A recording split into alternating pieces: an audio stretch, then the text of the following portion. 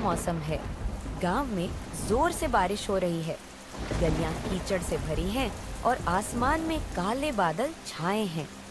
फिर भी सुरेश अपने समोसों का ठेला तैयार करता है और गांव में निकल पड़ता है। अरे बारिश हो या तूफान, सुरेश का ठेला तो रुकेगा नहीं। चल, आज भी गांव में समोसों की खुशबू फैलानी है। लोग भूखे तो नहीं रह सकते हैं ना। बारिश में भी गर्मा गर्म समोसे सबको पसंद आएंगे। बारिश रुक जाती है। कुछ लोग बाहर निकलते हैं और ठेले पर रुकते हैं। अरे सुरेश, ये समोसे तो गीले हो गए हैं। बारिश में तूने इन्हें ढककर क्यों नहीं रखा? स्वाद तो बिल्कुल फीका लग रहा है। अरे भाई, बारिश का मौसम है, थोड़ा तो गीला होगा, लेकिन स्वाद तो वही है, गर्मा गर्म।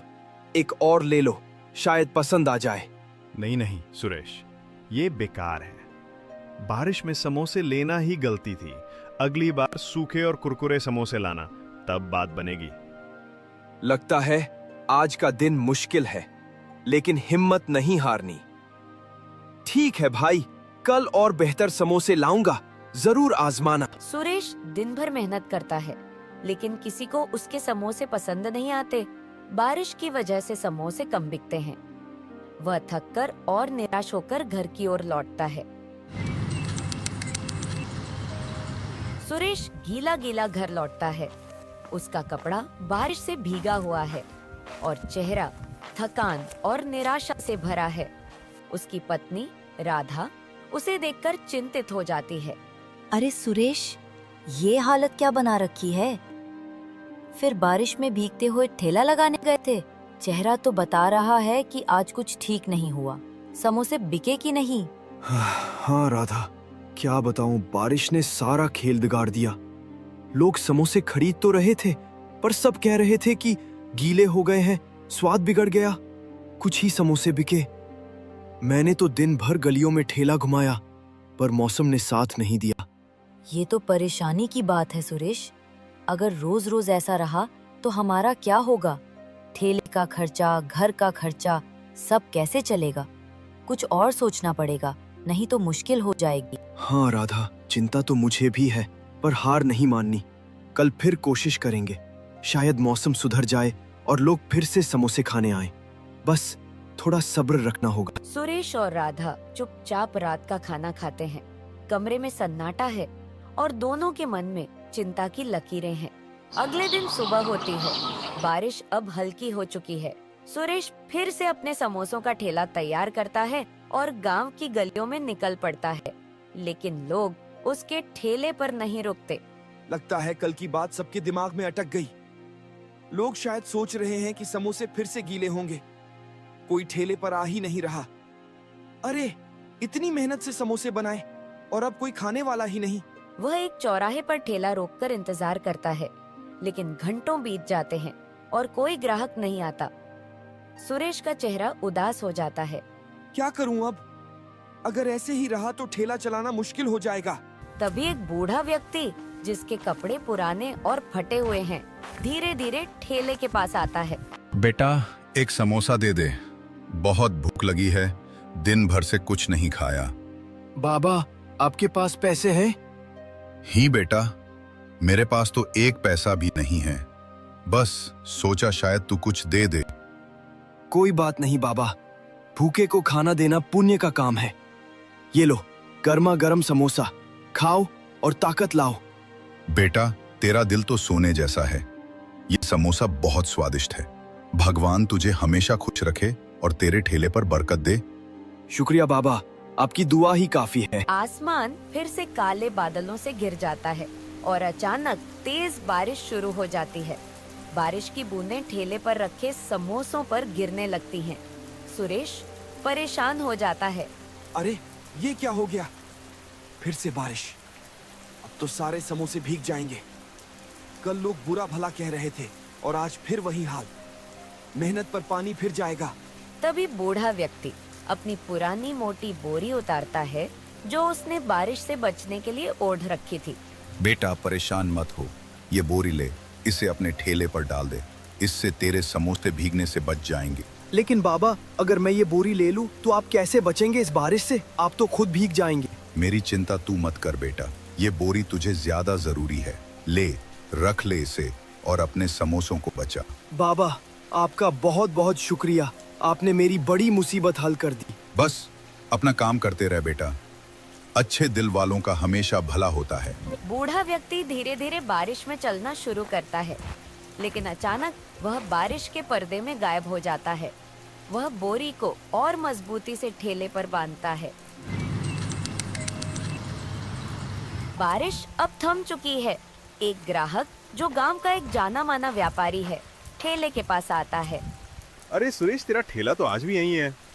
मैंने सुना था कि कल तेरे समोसे गीले हो गए थे, लेकिन आज तो मौसम थोड़ा ठीक लग रहा है। चल 2 समोसे दे दे, भूख जोरों की लगी है। हाँ भाई, आज समोसे बिल्कुल ताजा है। ये लो, गर्मा गर्म। लेकिन सच कहूं, कल की बात से मन थोड़ा डरा हुआ है। लोग शिकायत कर रहे थे। वाह सुरेश, ये क्या बात है। ये समोसे तो लाजवाब हैं। ऐसा स्वाद तो मैंने पहले कभी नहीं चखा। ना ज्यादा तेल, ना गीले, बस एकदम कुरकुरे और मसालेदार। तूने तो आज कमाल कर दिया। सच में भाई, तुझे इतना पसंद आया? शुक्रिया। शायद आज का दिन अच्छा है। चल एक और समोसा ले, ये मुझ पर। अरे इतनी उदारता। ठीक है, एक और दे दे। लेकिन सच बताना सुरेश, तूने आज समोसों में क्या डाला? ये तो जादू जैसा स्वाद है। बस वही पुराना मसाला भाई। शायद आज मेहनत का फल मिल रहा है। ग्राहक समोसे खाकर चला जाता है और रास्ते में मिलने वालों से सुरेश के समोसों की तारीफ करता है। धीरे धीरे और लोग ठेले की ओर आने लगते हैं।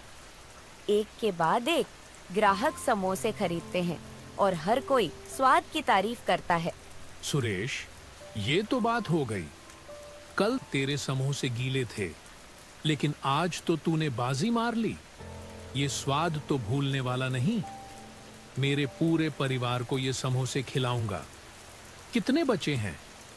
4 और दे दे। अरे इतनी तारीफ, धन्यवाद भाई लोग। बस थोड़े ही समोसे बचे हैं, जल्दी ले लो। देखते देखते ठेले पर भीड़ लग जाती है। लोग एक दूसरे को बुलाने लगते हैं और कुछ ही देर में सुरेश के सारे समोसे बिक जाते हैं।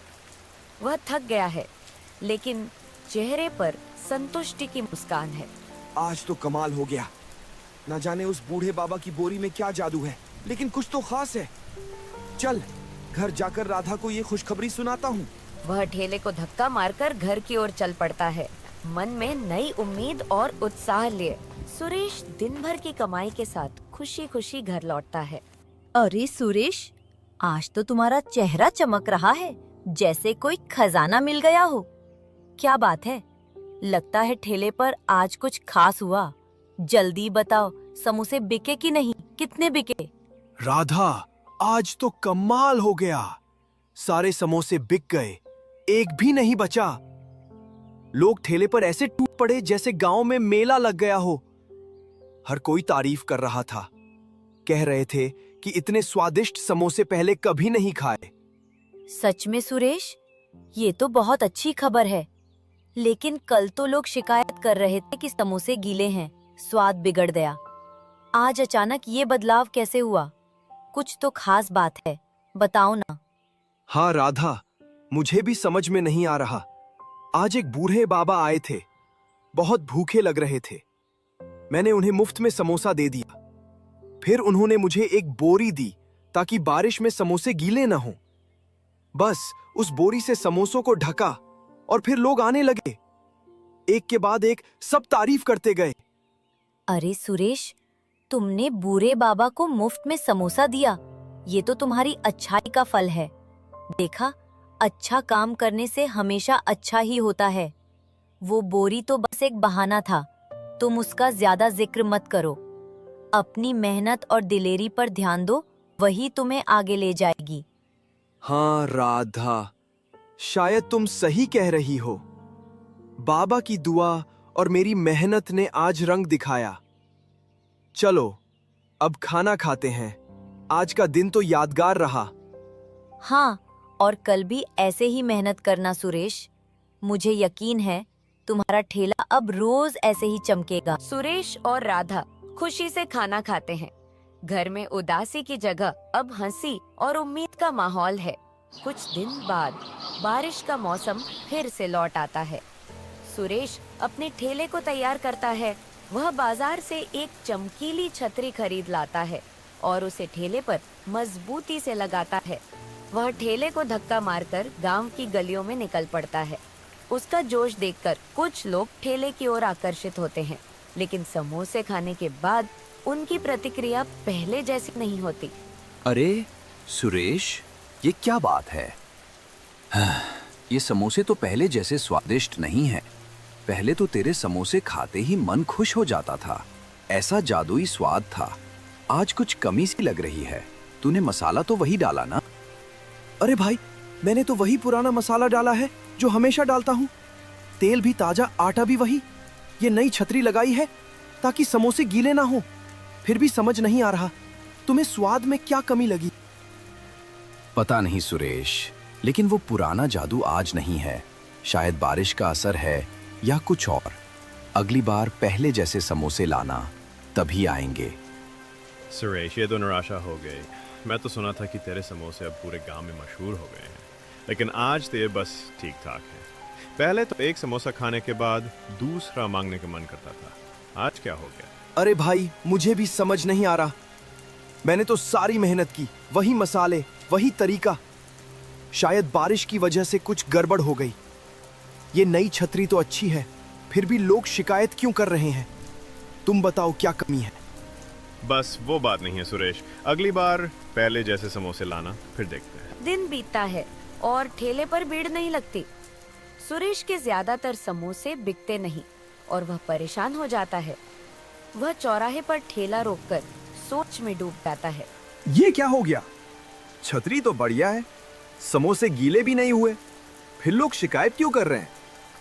हाँ, पिछले कई दिन सब कुछ ठीक चल रहा था, लोग तारीफ कर रहे थे। आज अचानक ये क्या हो गया? वो गहरी सोच में पड़ जाता है और उसे उस बूढ़े बाबा की बोरी याद आती है। पिछले कई दिन उस बोरी को लगाने से समोसे खूब बिक रहे थे और लोग तारीफ करते नहीं थक रहे थे। आज छतरी लगाई और सब बिगड़ गया। शायद उस बोरी में कुछ खास बात है। नहीं नहीं, ये तो बस एक बोरी है, लेकिन फिर भी कुछ तो गड़बड़ है। कल फिर से बोरी लगाऊंगा, देखता हूँ क्या फर्क पड़ता है।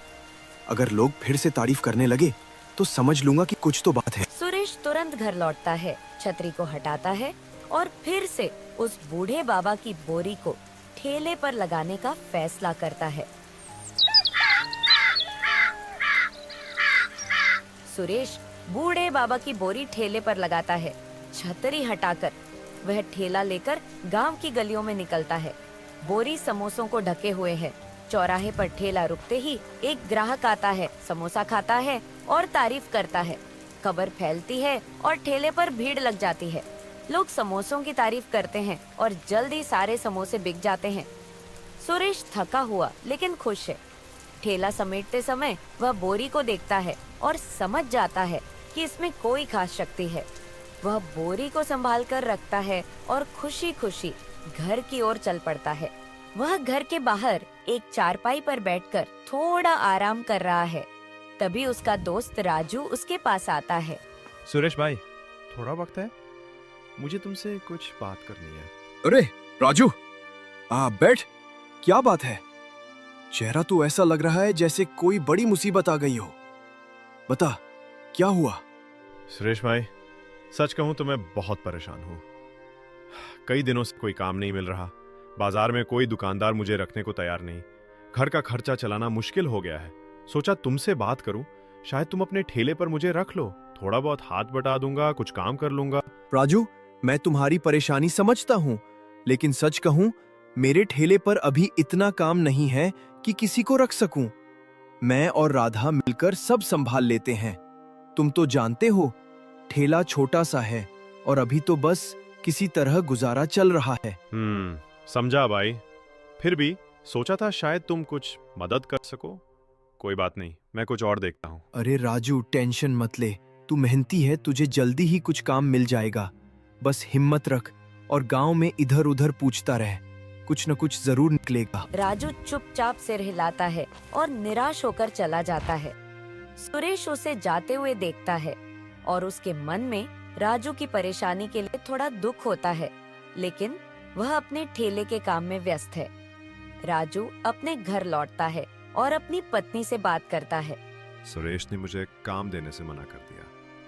कहता है ठेले पे इतना काम नहीं है, लेकिन मैंने देखा है कभी उसके समोसे बेकार हो जाते हैं और कभी एकदम से इतने स्वादिष्ट कि सारा गांव तारीफ करता है। अब तो उसका ठेला रोज चल रहा है। पता नहीं वो क्या जादू करता है। मुझे तो लगता है उसमें कुछ राज है। सच में? फिर तो तुझे पता लगाना चाहिए राजू। शायद उसने कोई खास तरीका ढूंढ लिया है। तू उसका पीछा कर, देख क्या माजरा है। राजू के मन में शक और लालच जागता है। वह सुरेश के ठेले के रहस्य को जानने का फैसला करता है और उस रात वह सुरेश के घर के बाहर चुपके से खड़ा हो जाता है, यह सुनने के लिए कि सुरेश और राधा क्या बात करते हैं। वह उन दोनों की सारी बातें सुन लेता है और अगले दिन सुबह जब सुरेश अपना ठेला तैयार कर रहा था, राजू जबी बोरी को चोरी कर लेता है। राजू अपने घर पहुंच चुका है, बोरी को जमीन पर रखता है। उसकी पत्नी भी वहां है। अब देख क्या कमाल दिखाता हो। ये वही बोरी है जो सुरेश को अमीर बना रही है। बोरी बोरी आटा निकाल। कोई जवाब नहीं आता। बोरी शांत पड़ी है। बोरी बोरी सोना निकाल। अरे कैसी बोरी है ये? कुछ भी तो नहीं कर रही, एक पत्थर तक नहीं निकाल सकती। सोना तो दूर की बात। तभी बोरी से ढेर सारे पत्थर निकलते हैं और दोनों पर गिर जाते हैं। दोनों पत्थरों में दबे पड़े हैं। सुरेश को उसकी ईमानदारी और दयालुता का इनाम मिला, जबकि राजू को अपनी चोरी और लालच की सजा। ये कहानी हमें सिखाती है कि जो दूसरों की भलाई करता है, कुदरत खुद उसकी मदद करती है, और जो छल करता है उसका अंत हमेशा बुरा ही होता है।